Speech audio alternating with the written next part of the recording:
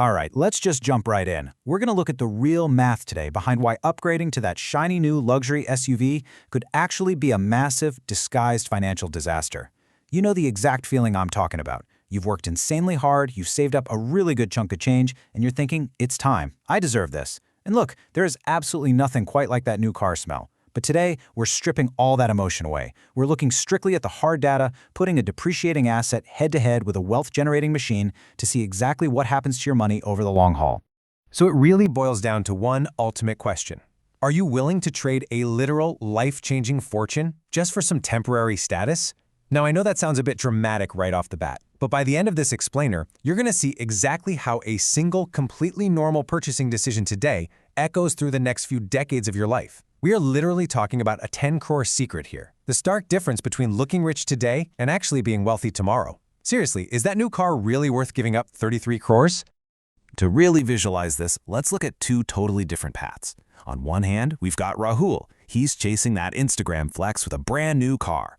And on the other, we have Ankit, who's staying strictly disciplined with his investments. Imagine both of these guys have just managed to set aside exactly 50 lakhs. They are at a huge financial crossroads. Rahul, he heads straight to the dealership. He wants to feel that power on the road. He wants the world to know he's officially arrived, But Ankit decides to delay that gratification. He takes a completely different route, keeps his old car, and looks straight at the Nifty Next 50 index. Section 1. The cost of luxury. Let's just unpack the harsh reality of Rahul's so-called vehicle upgrade. Here's the simple truth. A car is a liability. It is not an investment. In just 5 short years, Rahul's pristine 50 lakh vehicle depreciates heavily, down to just 25 lakhs. I really want you to pause and think about that for a second. The exact moment he drove that gorgeous SUV off the lot, half of his hard-earned capital essentially vanished into thin air. Poof, gone. Just due to the passage of time and normal wear and tear on the road. Talk about instant buyer's remorse, right? But wait, the depreciation is literally just the beginning. Rahul is bleeding capital every single month through these escalating running costs. We're not even talking about the monthly EMI if he took out a loan. We're looking at insane insurance premiums that scale right up with that luxury price tag. High-end maintenance, where even a basic oil change costs an absolute fortune. And, this is huge, a planned 16% government fuel price hike. Rahul's luxury is basically a financial black hole, constantly demanding more and more of his cash flow just to keep it moving. Section 2. The power of compounding. Let's see how things are building up on Ankit's side of the equation.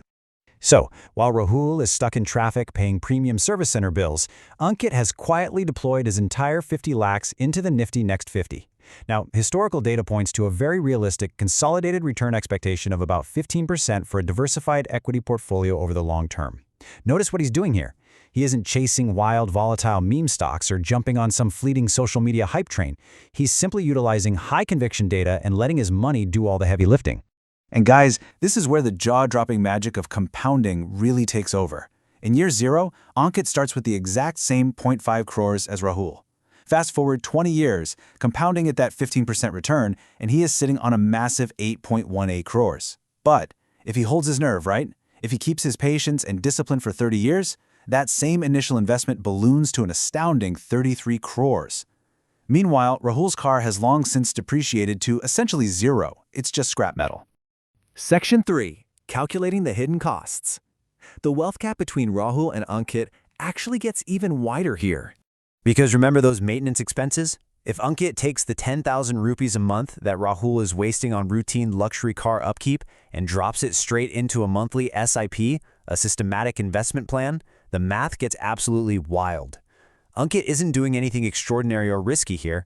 He's literally just capturing the regular cash flow that Rahul is throwing away at the mechanic and the premium gas pump, and he's putting it back to work in the market. And get this, that single disciplined habit adds an additional 6.92 crores to Ankit's wealth over 30 years. It is the absolute knockout punch. When you add that nearly 7 crores back to his initial compounding investment, the gap between our two friends isn't just about a car anymore. It's a completely different stratosphere of wealth. It is the literal definition of absolute financial freedom versus being tied down by an aging piece of depreciating metal.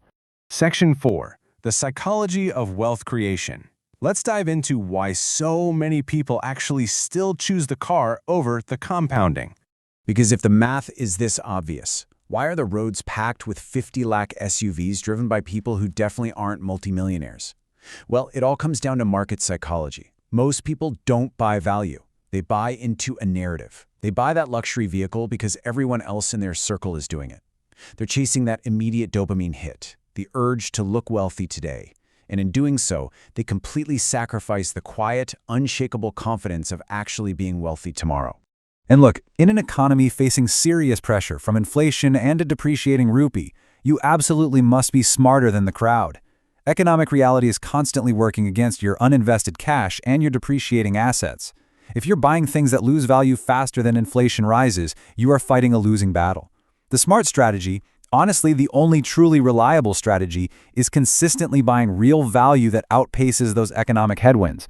Now, I know what some of you are thinking. What about market crashes? If market volatility scares you, just remember to use the hedging strategies we covered back in explainer number 24. They are designed exactly for this, to confidently protect your downside.